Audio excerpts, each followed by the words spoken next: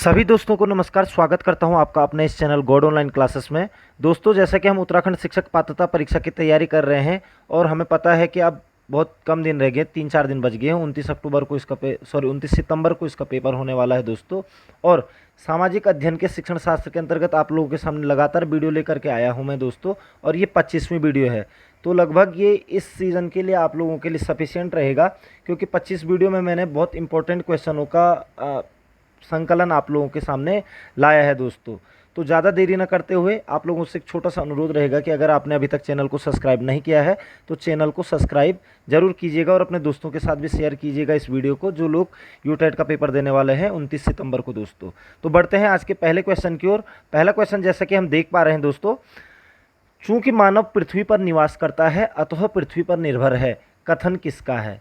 मानव पृथ्वी पर निवास करता है अतः पृथ्वी पर निर्भर है, यह कथन किसका है? तो यहाँ पर ऑप्शन है फेब्रे, ब्लास, सैंपुल या जीन ब्रून्स। तो याद रखेंगे दोस्तों कि चूंकि मानव पृथ्वी पर निवास करता है अतः पृथ्वी पर निर्भर है, यह कथन है आपका जीन ब्रून्स का दोस्तों। याद रखेंगे, जीन ब्रून्स ने कहा था कि मानव पृथ्वी पर निवास करता है, इसीलिए पृथ्वी पर निर्भर भी रहता है दोस्तों। नेक्स्ट क्वेश्चन पे बढ़ेंगे। निम्नलिखित में से कौन सा बृहद वृत्त यानी कि ग्रेट सर्कल का उदाहरण है? तो बृहद वृत्त का एग्जाम्पल कौन सा है? यहाँ पर है कर्क रेखा, मकर रेखा, भूमध्य रेखा या आर्कटिक रेखा। आपने दोस्तों पृथ्वी को देखा हुआ है, तो ये वाला जो वृत्त होगा ये सबसे ज़्यादा बड़ा हो जाएगा और इसको हम क्या कहते हैं? भूमध्य रेखा कहते हैं, यानी कि 0 डिग्री अक्षांश। 0 डिग्री अक्षांश को ही बृहद वृत्त के नाम से भी जाना जाता है दोस्तों। ठीक है, नेक्स्ट क्वेश्चन पे चलते हैं। भूमध्य रेखा के अतिरिक्त कौन सी अक्षांश रेखा पृथ्वी को 2 बराबर भागों में विभाजित करती है? तो भूमध्य रेखा के अतिरिक्त कौन सी अक्षांश रेखा पृथ्वी को 2 बराबर भागों में विभाजित करती है? यहाँ पर है 23.5 डिग्री एन यानी कि उत्तरी गोलार्ध वाली रेखा, 23.5 डिग्री साउथ यानी कि दक्षिण गोलार्ध वाली रेखा, 66.5 डिग्री उत्तरी एवं 66.5 डिग्री दक्षिणी गोलार्ध वाली रेखा, या कोई भी अक्षांश रेखा नहीं। तो याद रखेंगे दोस्तों कि जो आपका यहाँ पर जो बराबर भागों में बांटती है वो होती है भूमध्य रेखा। इसके अलावा कोई भी अक्षांश रेखा ऐसी नहीं है कि जो पृथ्वी को 2 बराबर भागों में बांटे। तो आपका आंसर हो जाएगा कोई भी अक्षांश नहीं, ये आपका आंसर हो जाएगा दोस्तों। चलते हैं नेक्स्ट क्वेश्चन की ओर।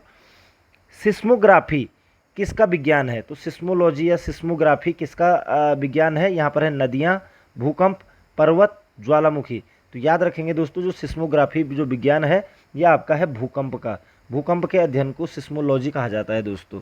वह विज्ञान जिसके अंतर्गत भूकंप का अध्ययन किया जाता है उसको सिस्मोलॉजी या फिर सिस्मोग्राफी के अंतर्गत भूकंप का अध्ययन किया जाता है दोस्तों। याद रखेंगे, बहुत बार पूछा जाता है ये क्वेश्चन भी। ठीक है, नेक्स्ट क्वेश्चन पे चलते हैं। अग्निवलय सर्कल ऑफ फायर प्रशांत महासागर के उस विशाल क्षेत्र को कहते हैं जहां कुल भूकंप का डैश आता है। यानी कि अग्निवलय प्रशांत महासागर के उस विशाल क्षेत्र को कहते हैं जहां कुल भूकंपों का कितना प्रतिशत आता है? तो यहाँ पर है ऑप्शन 68%, 40%, 30% या 25%। तो याद रखेंगे दोस्तों, अग्निवलय प्रशांत महासागर के उस विशाल क्षेत्र को कहते हैं जहां कुल भूकंप का 68% दोस्तों 68% भूकंप आते हैं, उसे अग्निवलय या सर्कल ऑफ फायर भी कहा जाता है प्रशांत महासागर का। ठीक है, नेक्स्ट क्वेश्चन पे चलेंगे दोस्तों। नदी की विभिन्न शाखाओं के बीच स्थित त्रिभुजाकार निक्षेपात्मक आकृति को क्या कहते हैं? तो त्रिभुजाकार निक्षेपात्मक आकृति जो कहलाती है नदियों की विभिन्न शाखाओं के बीच, उसे क्या कहते हैं? जलोढ़, नदी विसर्प, प्राकृतिक तटबंध या डेल्टा। तो याद रखेंगे दोस्तों, त्रिभुजाकार निक्षेपात्मक आकृति जो होती है उसे डेल्टा कहा जाता है, याद रखेगा। ठीक है, ये इस तरीके से आता है, ये यूं करके ये। ठीक है, तो ये वाला जो पोर्शन होता है वो डेल्टा कहलाता है दोस्तों। ठीक है, तो त्रिभुजाकार निक्षेपात्मक आकृति को डेल्टा कहा जाता है, ये चीज़ आप लोग अपने माइंड में रखेंगे दोस्तों। नेक्स्ट क्वेश्चन पे चलेंगे। क्षेत्रफल की नज़र से विश्व का सबसे बड़ा डेल्टा कौन सा है? तो विश्व का सबसे बड़ा डेल्टा कौन सा है क्षेत्रफल की दृष्टि से? यहाँ पर ऑप्शन है नील नदी का डेल्टा, सुंदरवन डेल्टा, अमेजन नदी का डेल्टा या मिसिसिपी नदी का डेल्टा। तो याद रखेंगे दोस्तों, क्षेत्रफल की दृष्टि से जो सबसे बड़ा डेल्टा है वो है आपका सुंदरवन का डेल्टा दोस्तों, जो कि गंगा और ब्रह्मपुत्र नदियों के बीच में स्थित है। ठीक है, पश्चिम बंगाल और बांग्लादेश के बीच में। तो क्षेत्रफल की दृष्टि से सबसे बड़ा डेल्टा आपका सुंदरवन का डेल्टा है दोस्तों, याद रखेंगे। नेक्स्ट क्वेश्चन पे चलते हैं। वी आकार की घाटी किससे बनती है? तो जो वी आकार की घाटी होती है दोस्तों वो किससे बनती है? यहाँ पर ऑप्शन है हवा, भूमिगत जल, नदी या हिमनद। तो याद रखेंगे दोस्तों, जो वी आकार की जो घाटी होती है वो नदियों के द्वारा बनती है दोस्तों। ठीक है, यूं करके यूं नदियाँ जाती हैं दोस्तों पहाड़ों में। ठीक है, तो ये आकृति वी आकार या यू आकार की घाटियाँ आपका नदियों के द्वारा बनाई जाती हैं दोस्तों। ठीक है, नेक्स्ट क्वेश्चन पे चलेंगे। किस विदेशी यात्री ने भारत का दौरा सबसे पहले किया था? ये क्वेश्चन कई बार पूछ लिया गया है कि किस विदेशी यात्री ने भारत का दौरा सबसे पहले किया। यहाँ है हुएंगसांग, मेगास्थनीज, इत्सिंग या फाइयान। तो याद रखिएगा दोस्तों, विश्व का सबसे पहला विदेशी जो भारत का दौरा किया था जिसने, उसका नाम था मेगास्थनीज। मेगास्थनीज ने इंडिका नामक पुस्तक लिखी थी और ये चंद्रगुप्त मौर्य के दरबार में आया था दोस्तों यहाँ पर। ठीक है, तो मौर्य साम्राज्य में पहला विदेशी आ गया था मेगास्थनीज दोस्तों, याद रखेंगे। ठीक है, नेक्स्ट क्वेश्चन पे चलते हैं। प्राचीन भारत में निम्न में से कौन सा विद्या अध्ययन का केंद्र नहीं था? विद्या अध्ययन का केंद्र कौन सा नहीं था? यहाँ पर है तक्षशिला, विक्रमशिला, नालंदा या कौशाम्बी। तो सीधा सीधा तक्षशिला विश्वविद्यालय था, विक्रमशिला विश्वविद्यालय था और नालंदा विश्वविद्यालय था। तो ये विद्या के केंद्र थे दोस्तों, कौशाम्बी नहीं था, इसलिए आपका आंसर हो जाएगा कौशाम्बी। कोई भी विद्या अध्ययन का केंद्र नहीं था दोस्तों, ये चीज़ आप लोग याद रखेंगे। नेक्स्ट क्वेश्चन पे चलते हैं। किस पुस्तक को 15 भारतीय और 40 विदेशी भाषाओं में अनुवाद किया जा चुका है? ठीक है, तो वो कौन सी पुस्तक है जिसको 15 भारतीय भाषाओं में और 40 विदेशी भाषाओं में अनुवाद किया जा चुका है? यहाँ पर ऑप्शन है हितोपदेश, अभिज्ञान शाकुंतलम, पंचतंत्र या कथा सरित सागर। तो ये क्वेश्चन बहुत बार पूछा जाता है दोस्तों कि यह पुस्तक है जिसको कि 15 भारतीय भाषाओं और 40 विदेशी भाषाओं में अनुवाद किया जा चुका है, वो है आपका पंचतंत्र दोस्तों। ठीक है, और पंचतंत्र के लेखक पूछ लिया जाता है कई बार, तो विष्णु शर्मा। ठीक है, विष्णु शर्मा दोस्तों, याद रखेंगे, विष्णु शर्मा ने पंचतंत्र लिखी है, कई बार ये क्वेश्चन भी आ जाता है दोस्तों। नेक्स्ट क्वेश्चन पे चलते हैं। हितोपदेश के लेखक कौन है? हितोपदेश एक पुस्तक है, ठीक है, जिसमें कि बहुत सारी उपयोगी बातें और कहानियों का संकलन किया गया है दोस्तों, जो आम प्रकृति पर आधारित, आम नैतिकता पर आधारित है। तो हितोपदेश के लेखक कौन है? यहाँ पर ऑप्शन है बाण भट्ट, भवभूति, नारायण पंडित या विष्णु शर्मा। तो याद रखिएगा दोस्तों, हितोपदेश जो पुस्तक है इसके लेखक हैं नारायण पंडित दोस्तों, याद रखेंगे, नारायण पंडित ने हितोपदेश लिखी है दोस्तों। नेक्स्ट क्वेश्चन पे चलते हैं। अंकोरवाट कहाँ स्थित है? आपको पता है दोस्तों कि अंकोरवाट का जो मंदिर है वो विश्व का सबसे बड़ा मंदिर है। तो ये कहाँ स्थित है? वियतनाम, तिब्बत, इंडोनेशिया या कंबोडिया? तो कंबोडिया जो है दोस्तों, अंकोरवाट आपका कंबोडिया में स्थित है। कंबोडिया का अंकोरवाट का मंदिर बोला जाता है दोस्तों। ठीक है, कंबोडिया का अंकोरवाट का मंदिर, तो विश्व का सबसे बड़ा मंदिर भी है ये। तो अंकोरवाट कहाँ स्थित है? तो कंबोडिया में दोस्तों, याद रखिएगा। ठीक है, नेक्स्ट क्वेश्चन पे चलेंगे। निम्नलिखित में से किसकी चैल्कोलिथिक एज कहा जाता है? किसको चैल्कोलिथिक एज, चाल्कोलिथिक एज किसे कहा जाता है? ठीक है, यहाँ पर है उरापाषाण युग, नवपाषाण युग, ताम्रपाषाण युग या लौह युग। तो याद रखेंगे दोस्तों, चाल्कोलिथिक एज कहा जाता है आपका ताम्रपाषाण युग को। ठीक है, चाल्कोलिथिक एज किसे कहा जाता है? ताम्रपाषाण युग को कहा जाता है, क्योंकि इससे पूर्व क्या था, ये लगभग आपका 4000 पूर्व ईसा पूर्व से 2000 ईसा पूर्व के मध्य था दोस्तों, 2000 ईसा पूर्व, ठीक है, के मध्य का जो टाइम था, सिंधु घाटी सभ्यता से जस्ट पहले स्टार्ट हो गया था। 4000 ईसा पूर्व से 2000 ईसा पूर्व तक का जो समय था, इसको चैल्कोलिथिक एज या फिर ताम्रपाषाण युग भी कहा जाता है दोस्तों। सबसे पहले इसी धातु की तांबे की खोज हुई थी, तो इसलिए ताम्रपाषाण युग या चाल्कोलिथिक एज भी कहा जाता है इससे। नेक्स्ट क्वेश्चन पे चलेंगे दोस्तों। स्वप्न प्रवास वदता के लेखक हैं, ये क्वेश्चन में बहुत बार पूछ लिया जाता है।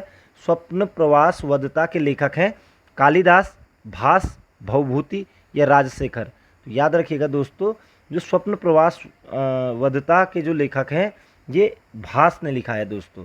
ठीक है, स्वप्न प्रवास वदता ये भास के द्वारा लिखा गया है। ठीक है, एक संस्कृत ग्रंथ है दोस्तों। ठीक है, तो स्वप्न प्रवास वदता भास ने लिखा है। इंपॉर्टेंट क्वेश्चन है, कई बार पूछा जाता है दोस्तों। नेक्स्ट क्वेश्चन पे चलेंगे। काव्य शैली का प्राचीनतम नमूना किसके अभिलेख में मिलता है? तो काव्य शैली का प्राचीनतम नमूना किसके अभिलेख में मिलता है? रुद्रदामन के अभिलेख से, अशोक के अभिलेख से, राजेंद्र के अभिलेख से, या इनमें से कोई नहीं? तो याद रखिएगा दोस्तों, काव्य शैली का प्राचीनतम नमूना जो कि रुद्रदामन के जूनागढ़ अभिलेख से मिलता है दोस्तों, याद रखेंगे, जूनागढ़ अभिलेख, जूनागढ़ अभिलेख से काव्य शैली का प्राचीनतम नमूना सबसे पहले मिलता है रुद्रदामन के जूनागढ़ अभिलेख से दोस्तों, याद रखेंगे। ठीक है, नेक्स्ट क्वेश्चन पे चलेंगे। भीमबेटका किसके लिए प्रसिद्ध है? तो भीमबेटका की आपको पता है गुफाएं हैं दोस्तों, तो भीमबेटका किसके लिए प्रसिद्ध है? गुफाओं के शैलचित्र, खनिज, बौद्ध प्रतिमाएं, सोन नदी का उद्गम स्थल। तो याद रखिएगा भीमबेटका जो प्रसिद्ध है वो है आपका गुफाओं के शैलचित्र के लिए दोस्तों। ये क्वेश्चन भी कई बार पूछ लिया जाता है दोस्तों। नेक्स्ट क्वेश्चन पे चलते हैं। निम्नलिखित अंग्रेजों में से वह कौन था जिसने सर्वप्रथम भगवत गीता का अंग्रेजी में अनुवाद किया था? तो भगवत गीता का सबसे पहले अंग्रेजी में अनुवाद किसने किया था? यहाँ पर है William Jones, Charles Wilkins, Alexander Cunningham या जॉन मार्शल। तो याद रखेंगे दोस्तों, भगवत गीता का जो अंग्रेजी में अनुवाद किया था सर्वप्रथम वो था आपका चार्ल्स विल्किंस। ठीक है, चार्ल्स विल्किंस ने भगवत गीता का अंग्रेजी में अनुवाद किया था। बहुत बार पूछ लिया जाता है ये क्वेश्चन भी दोस्तों। ठीक है, तो चार्ल्स विल्किंस। ठीक है, और एशियाटिक सोसाइटी की स्थापना की थी विलियम जोन्स ने दोस्तों, याद रखेंगे। ठीक है, ये यहाँ पर से कंफ्यूज नहीं होना है। तो चार्ल्स विल्किंस ने भगवत गीता का अंग्रेजी में अनुवाद किया था दोस्तों। नेक्स्ट क्वेश्चन पे चलेंगे। निम्नलिखित युग्मों में से कौन सा एक सही सुमेलित नहीं है? तो इन युग्मों में से कौन सा एक सही सुमेलित नहीं है? यहाँ पर है कर्पूर मंजरी हर्ष, मालविकाग्निमित्रम कालिदास, मुद्रा राक्षस विशाखदत्त, सौंदरानंद अश्वघोष। तो याद रखिएगा दोस्तों, जो कर्पूर मंजरी है, कर्पूर मंजरी आपके हर्ष ने नहीं लिखी है बल्कि राजशेखर ने लिखी है दोस्तों, याद रखेंगे। राजशेखर, कर्पूर मंजरी राजशेखर की है दोस्तों। ठीक है, बाकी मालविकाग्निमित्रम कालिदास की बिल्कुल सही है। मुद्रा राक्षस किसने लिखी है? विशाखदत्त ने लिखी है, ये भी बिल्कुल सही है। और सौंदरानंद कई बार आ जाता है, ये अश्वघोष की पुस्तक है। तो और कर्पूर मंजरी किसकी है? राजशेखर की है दोस्तों। कई बार पूछे गए हैं यहाँ से क्वेश्चन, तो कहीं ना कहीं एक क्वेश्चन जरूर बन जाएगा, इसलिए इसको याद रखेंगे। तो कर्पूर मंजरी राजशेखर की पुस्तक है दोस्तों, और ये आपका सुमेलित नहीं था क्योंकि उसके आगे हर्ष लिखा था दोस्तों। ठीक है, नेक्स्ट क्वेश्चन पे चलते हैं। वर्धन वंश की राजधानी थानेश्वर किस प्रदेश में है? आपको पता है, हर्षवर्धन का नाम सुना होगा। तो वर्धन जो वंश की राजधानी थी वो थानेश्वर थी, उसके बाद कन्नौज आई राजधानी। ठीक है, तो वर्धन वंश की जो राजधानी थानेश्वर थी किस प्रदेश में स्थित है? तो यहाँ पर ऑप्शन है उत्तर प्रदेश, हरियाणा, मध्य प्रदेश या बिहार। तो याद रखना दोस्तों, जो थानेश्वर है ये हरियाणा में पड़ता है। ठीक है, तो वर्धन वंश की राजधानी थानेश्वर हरियाणा प्रदेश में वर्तमान में स्थित है दोस्तों। ठीक है, नेक्स्ट क्वेश्चन पे चलेंगे। कवि बाणभट्ट निवासी था, कवि बाणभट्ट निवासी था पाटलिपुत्र का, थानेश्वर का, भोजपुर का या इनमें से कोई नहीं? तो हर्षचरित्र लिखी है दोस्तों बाणभट्ट ने। ठीक है, और बाणभट्ट हर्षवर्धन का दरबारी भी था। ठीक है, तो बाणभट्ट जो था वो आपका हर्षवर्धन का क्या था? सीधा सीधा दरबारी था। तो ये कहाँ का हो जाएगा? थानेश्वर का हो जाएगा दोस्तों। ठीक है, तो बाणभट्ट कहाँ का निवासी था? थानेश्वर, यानी कि वर्तमान हरियाणा का निवासी था दोस्तों। इससे आप लोग याद रख लेंगे। नेक्स्ट क्वेश्चन पे चलते हैं। भारतीय संविधान के किस अनुच्छेद में लोकसभा के गठन के संबंध में प्रावधान किया गया है? तो लोकसभा के गठन के संबंध में प्रावधान किया गया है अनुच्छेद 81, अनुच्छेद 331, उपयुक्त दोनों या उपयुक्त में से कोई नहीं। तो याद रखिएगा दोस्तों, लोकसभा के गठन के संबंध में जो प्रावधान किए गए हैं वो 81 में भी किए गए हैं। ठीक है, 81 में कि किस तरीके से इलेक्ट होकर के आएंगे, और 331 में दोस्तों जो आंग्ल समुदाय के जो 2 लोग आते हैं लोकसभा में जिनकी नियुक्ति की जाती है, ठीक है, उनका वर्णन किया गया है। तो 81 और 381 दोनों ही लोकसभा के गठन के संबंध में प्रावधान किया गया है। तो आपका हो जाएगा उपयुक्त दोनों दोस्तों, याद रखेंगे। 81 और लोकसभा का वर्णन संविधान के अनुच्छेद 81 में है, और अनुच्छेद 331 में एंग्लो इंडियन के 2 लोगों को निर्वाचित किया जाता है राष्ट्रपति के द्वारा, उनका वर्णन किया गया है। तो इसका आंसर हो जाएगा उपयुक्त दोनों। ठीक है, इंपॉर्टेंट क्वेश्चन है। इस टाइप के क्वेश्चनों पे वहाँ पर प्रॉब्लम हो जाती है, कई बार लोग 81 कर देते हैं, लेकिन 331 में भी लोकसभा के गठन के संबंध में प्रावधान किए गए हैं, विशेषकर एंग्लो इंडियन के लिए दोस्तों, तो याद रखेंगे। ठीक है, नेक्स्ट क्वेश्चन पे चलते हैं। मूल संविधान में लोकसभा सदस्यों की संख्या कितनी निर्धारित की गई थी? तो जो मूल संविधान था दोस्तों, जब 1950 में संविधान तैयार हुआ था, तो उसमें लोकसभा के सदस्यों की संख्या कितनी निर्धारित की गई थी? यहाँ पर है 500, 510, 520 या 525। तो याद रखेंगे दोस्तों, मूल संविधान में जो लोकसभा सदस्यों की संख्या जो निर्धारित की गई थी वो की गई थी आपका 500, याद रखेंगे 500 की गई थी। और वर्तमान में अधिकतम कितनी हो सकती है? 500 552 हो सकती है, 552 हो सकती है, जबकि है कितनी 545 है दोस्तों। ठीक है, जबकि वर्तमान में 545 है और अधिकतम 552 हो सकती है। और मूल संविधान में लोकसभा के सदस्यों की संख्या कितने निर्धारित की गई थी, 500 की गई थी।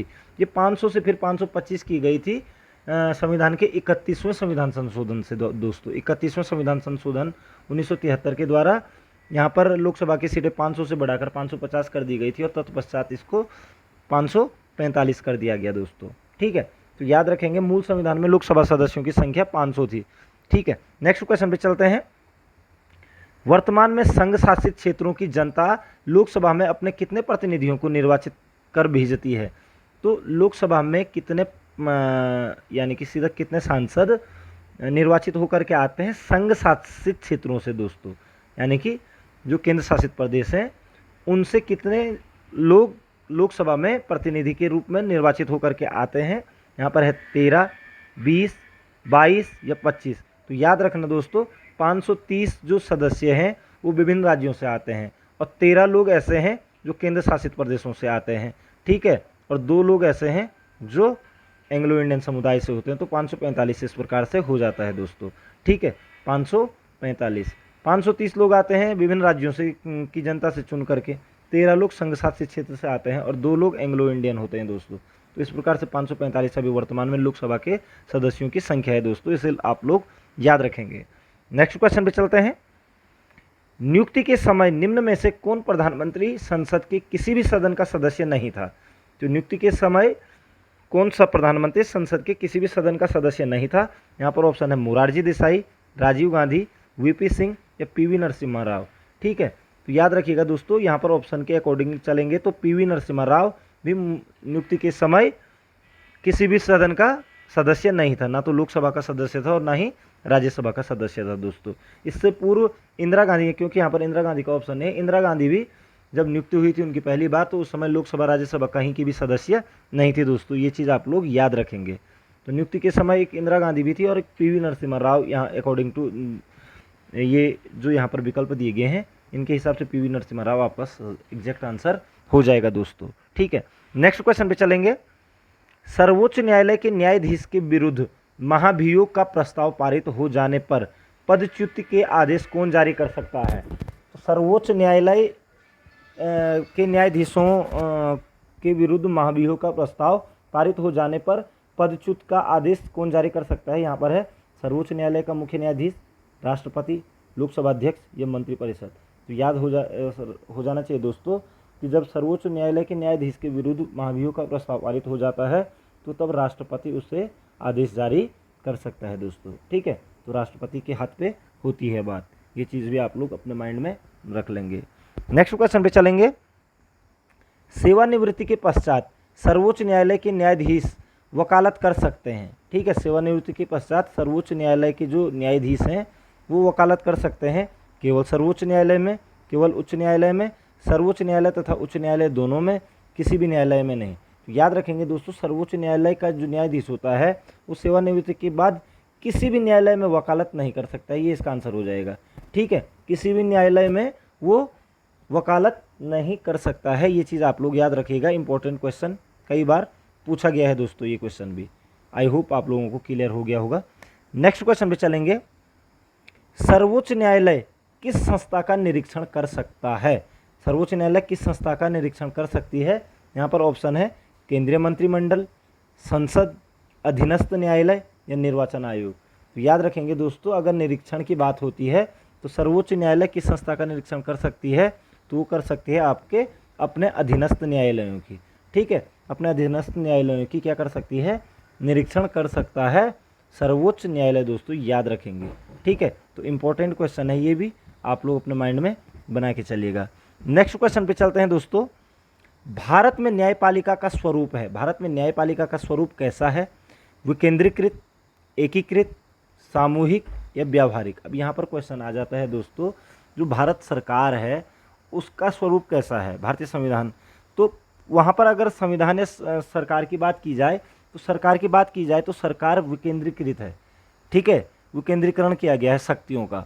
ठीक है, और न्यायपालिका का जो स्वरूप है दोस्तों वो एकीकृत है दोस्तों, याद रखेंगे एकीकृत है। यद्यपि अधिकार क्षेत्र में कई बार जो अधीनस्थ न्यायालय भी होते हैं उनको पूरी छूट होती है, लेकिन जो सर्वोच्च न्यायालय होता है वो क्या कर सकता है, आपका अपने अधीनस्थों का निरीक्षण कर सकता है। तो इसको हम एकीकृत स्वरूप कहेंगे। न्यायपालिका का स्वरूप कैसा है? एकीकृत स्वरूप है दोस्तों, याद रखेंगे, इंपॉर्टेंट है, ठीक है।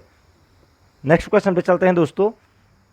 राष्ट्रपति और उपराष्ट्रपति के निर्वाचन में विवाद के मामले को किसको प्रस्तुत किया जाता है? अगर राष्ट्रपति और उपराष्ट्रपति के निर्वाचन में विवाद की स्थिति आती है तो इस मामले को किसको प्रस्तुत किया जाता है? यहाँ पर है मुख्य निर्वाचन आयुक्त, संसद, भारत का उच्चतम न्यायालय या इनमें से कोई नहीं।